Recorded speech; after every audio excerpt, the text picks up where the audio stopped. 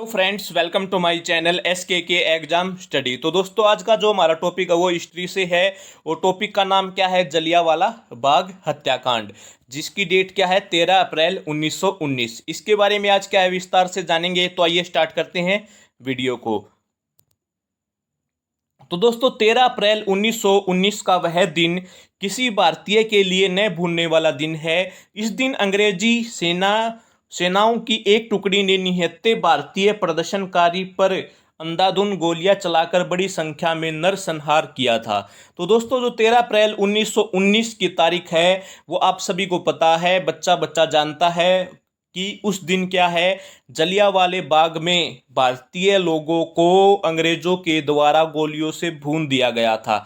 ठीक है, उनको क्या है बिना बताए, क्योंकि लोग वहां पर क्या है रोल्ट एक्ट का प्रदर्शन कर रहे थे, उसके खिलाफ थे, वो अपना शांतिपूर्ण तरीके से प्रदर्शन कर रहे थे, लेकिन फिर भी क्या है उन पर गोलियां चलाई गई। आगे जानते हैं इसके बारे में और जानकारी। तो अब जानते हैं दोस्तों, इस हत्यारी सेना की टुकड़ी का जो नेतृत्व है ब्रिटिश शासन के अत्याचारी जनरल डायर ने किया।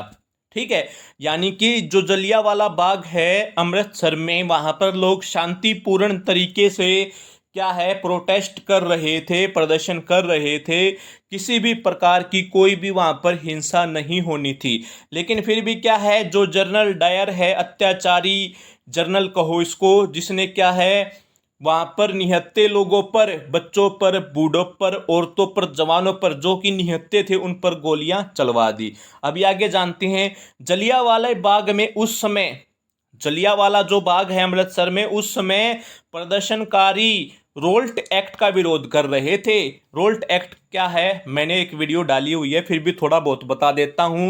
रोल्ट एक्ट दोस्तों ये अंग्रेजों का एक काला कानून था, जिसमें क्या है वो किसी को भी गिरफ्तार कर सकते थे। तो वह उस दिन क्या है रविवार का दिन था, और आसपास के गांव के लोग भारी संख्या में जलियांवाला बाग के पास इकट्ठा हुए थे बैसाखी मनाने और उनका क्या है रोल्ट एक्ट का विरोध करने।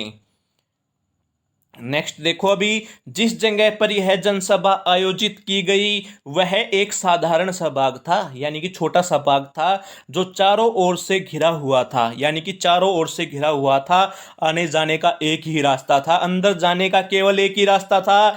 जनरल डायर ने अपने सिपाहियों को बाग के एकमात्र तंग प्रवेश मार्ग पर तैनात कर दिया। जो जनरल डायर है उसने क्या है पूरी प्लानिंग बना कर आया था, गेट को तो उसने क्या है बंद कर दिया, और जो आसपास की दीवारें थी उन पे भी क्या है अपने सैनिकों को तैनात कर दिया। डायर ने बिना किसी चेतावनी के, देखो दोस्तों उस बाग के अंदर क्या है बच्चे भी थे, बूढ़े भी थे, औरतें भी थी, और जवान व्यक्ति भी थे, और सभी के सभी क्या थे निहत्थे थे।